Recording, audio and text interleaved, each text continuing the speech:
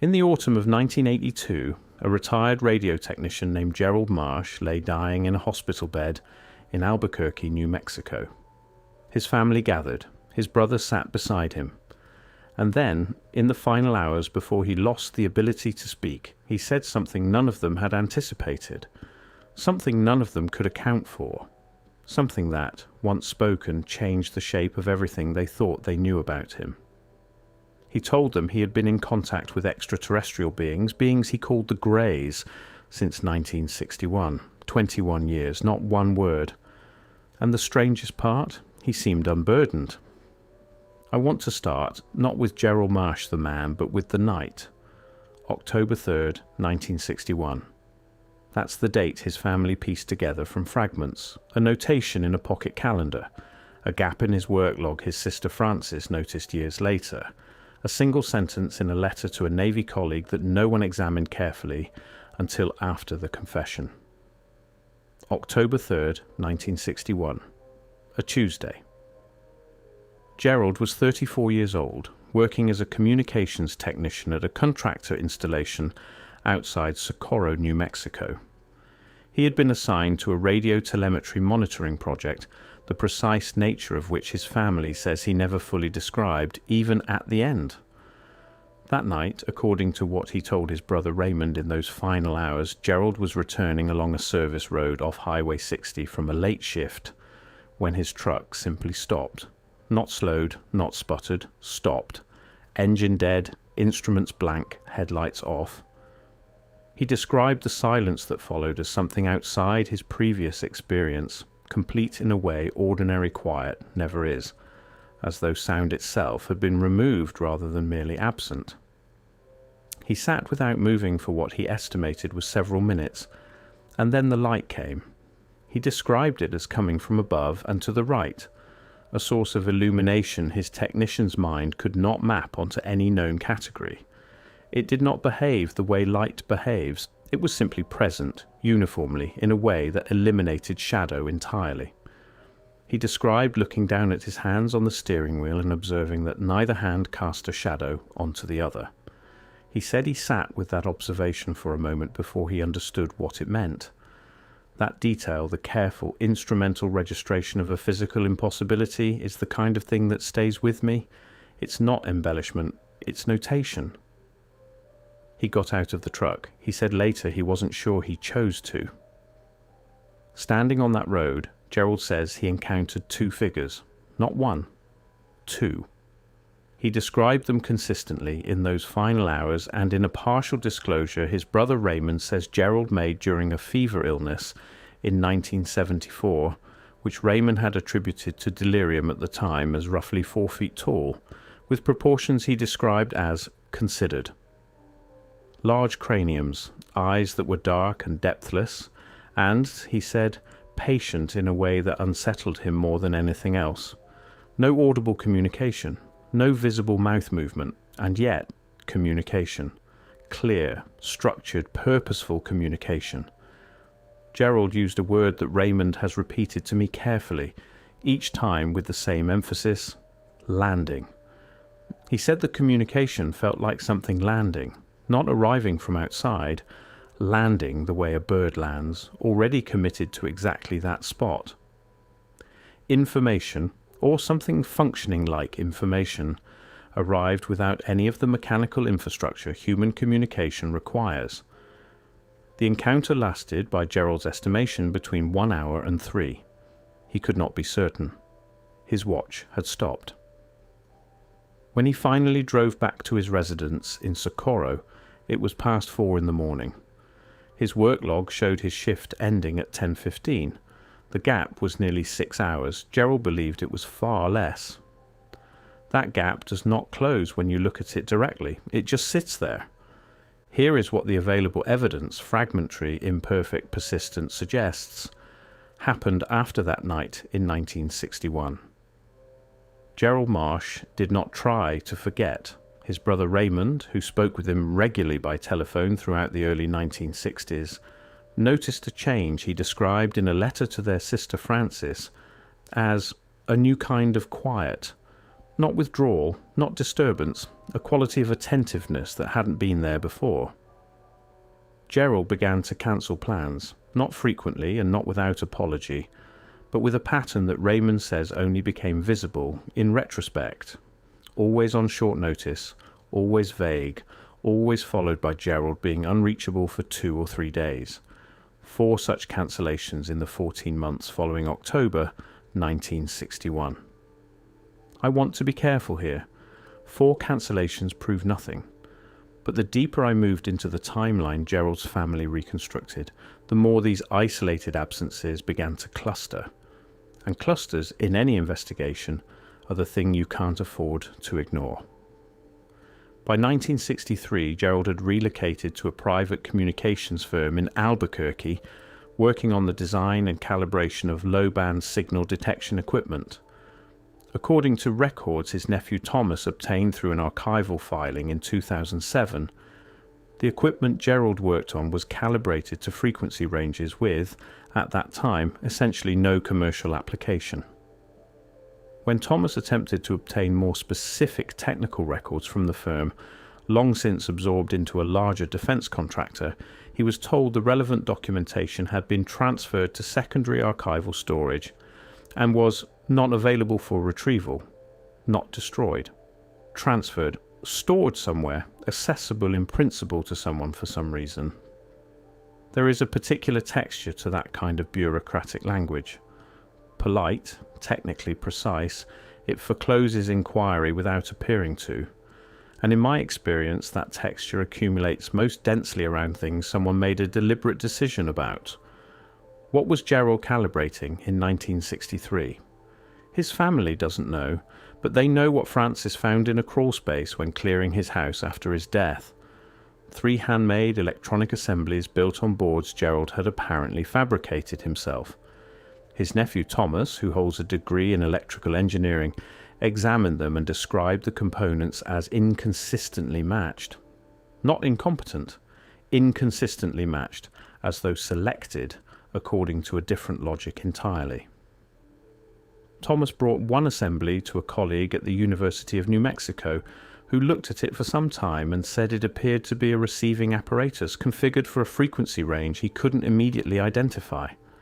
He said it wasn't a configuration he recognized from any application he was familiar with. He did not ask to keep it. Gerald Marsh was, by all accounts, a pragmatic man. His sister Frances describes him as careful. His brother Raymond says self-contained. Colleagues from the Albuquerque firm used words like methodical and exacting. He was not a man who reached for metaphor when a technical description would do, which is what makes the vocabulary he used in those final hours so striking. At some point during the contacts, which the family believes occurred at irregular intervals through the 1960s and into the 1970s, Gerald said the beings communicated something he spent years attempting to render in terms a human mind could hold. He described the communications as folded, not layered, folded the way a piece of paper contains both sides simultaneously, so that what is on one face is inseparable from what is on the other. Trying to extract a single clean meaning was like trying to read only one side without acknowledging the other existed. He said they communicated something about distance, not spatial distance, distance as an experience. He said they seemed to suggest that their relationship to what we call separation between places, between moments, between individuals was categorically different from the human version, that they did not experience the universe as discrete things arranged across an interval. He called it coherence, not unity. Coherence, the specific word a technician would use for a signal in which all components are synchronized. His family says he was very deliberate in choosing it, and this, he told Raymond that he did not believe the contacts were initiated solely by the beings. He said he had come to understand, not through instruction but through accumulated experience, what kind of internal state made the impressions accessible.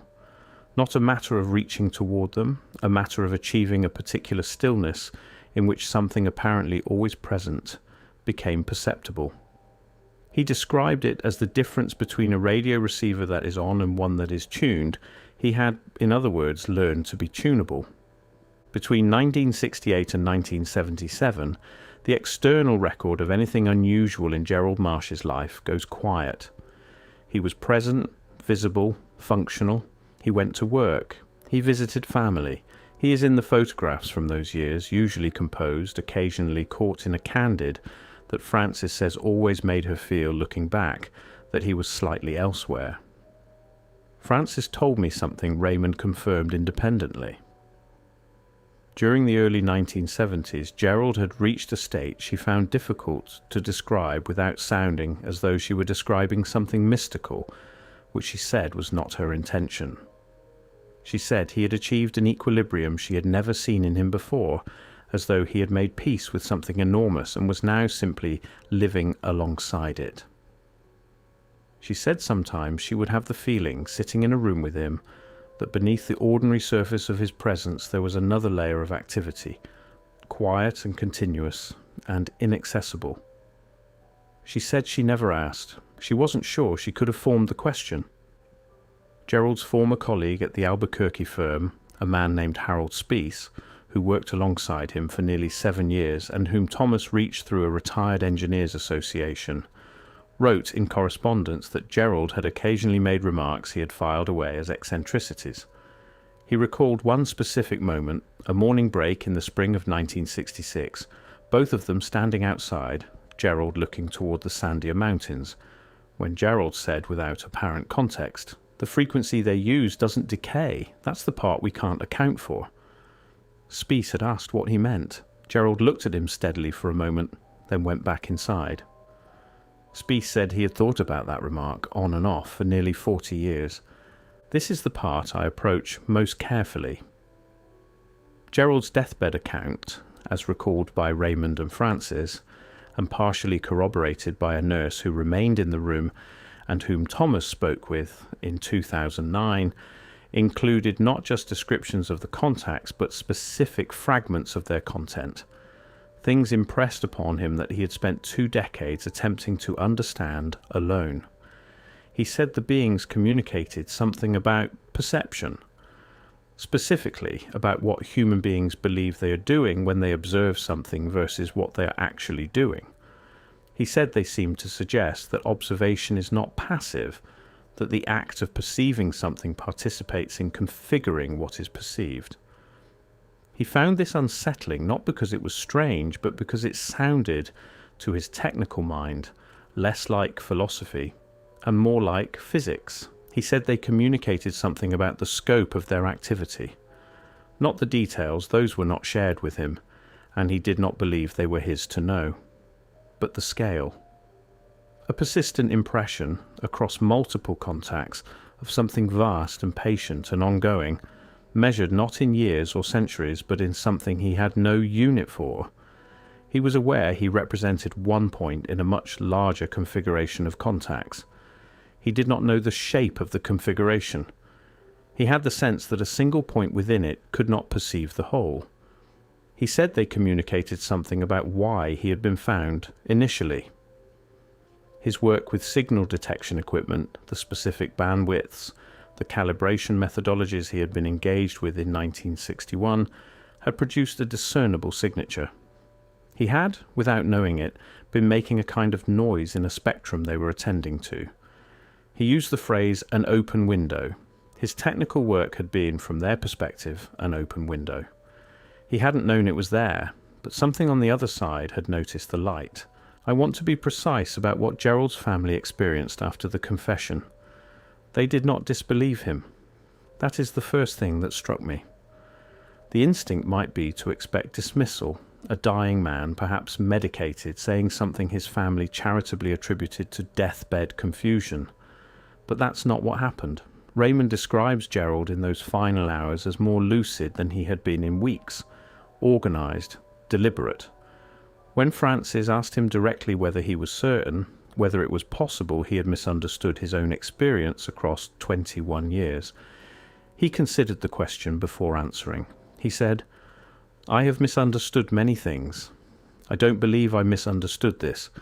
His nephew Thomas spent 15 years afterward doing what most people never get to watch happen, quietly building a record, not publishing, not broadcasting, filing information requests, corresponding with archivists, driving to Socorro.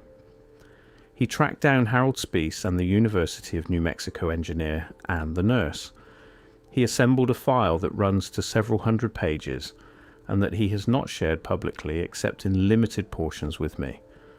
He worries, he says, that the public frame for a story like this one is too loud, that the specific details, the service road off Highway 60, the word landing, the open window, what Gerald said looking at the sandier mountains, lose their weight the moment they are set beside every other account that has ever circulated about contact with non-human beings. That specificity is the first casualty of the broader conversation. He might be right. There is a category of evidence investigators rarely discuss because it resists quantification. I'll call it the evidence of character. Not the absence of documentation, though that matters. The absence of the kind of person Gerald was from the kind of story he told. Gerald Marsh was not, by any account, a man given to fantasy. He did not read science fiction. He showed no documented interest in the paranormal before or after October 1961. His bookshelves, according to Francis, held technical manuals, regional history, and paperback mystery novels. His correspondence deals with practical matters, work, family logistics, the occasional dry observation about weather or local politics. He was not primed for this story. He did not arrive at it through a culture of belief. He arrived at it through a Tuesday night on a service road that disrupted the otherwise orderly trajectory of a careful technical mind. That disruption became the organizing principle of his inner life, hidden from everyone who loved him, carried alone for 21 years, released only when there was nothing left to protect. Why protect it? What was he protecting it from? And who, or what, was he protecting it for? I have spent a long time now with the account of Gerald Marsh. I have read the portions of Thomas's file that Thomas permitted me to read. I have looked at photographs of the components Francis found in the crawl space. I have read Harold Spiess's correspondence. I have thought about the light that cast no shadows on a service road off Highway 60 on an October night in 1961. I am not prepared to tell you that Gerald Marsh communicated with extraterrestrial beings for 21 years. I am not prepared to tell you that the Greys exist, that they are conducting a patient and distributed project of contact across decades, that certain technical work produces signatures visible to non-human perception. I am not prepared to tell you any of that, but I am not prepared to dismiss it either, because the pattern that emerges from the evidence, fragmentary, imperfect, resistant to clean conclusion, does not look like the pattern of a lie. It looks like the pattern of a secret. Lies tend to be smooth. Secrets tend to be jagged, leaking at the edges, maintained at a cost you can see written on the people who kept them. Gerald paid that cost. His family pays something different now, not the secret itself, but the knowledge that there was one. If the contacts were real, what did the Greys learn from Gerald Marsh over 21 years of folded impressions and late-night stillness that required him specifically? If his work made him detectable, an open window in a spectrum they were watching, how many other technicians at how many other installations across New Mexico and Arizona in the early 1960s were equally visible? How many came home from late shifts on service roads, said nothing, and went on to live quiet lives with something enormous in permanent residence? What is still in crawl spaces? What is still transferred to secondary archival storage? Not destroyed, not lost, just set aside until someone decides the time has come. What was the project? What was Gerald's portion of it? And somewhere in whatever constitutes their experience of continuity, that coherence, that unbroken signal in which our before and after collapse into something we have no instruments to measure, is there still, in some sense, an open window? I don't know. I'm not sure I'm supposed to.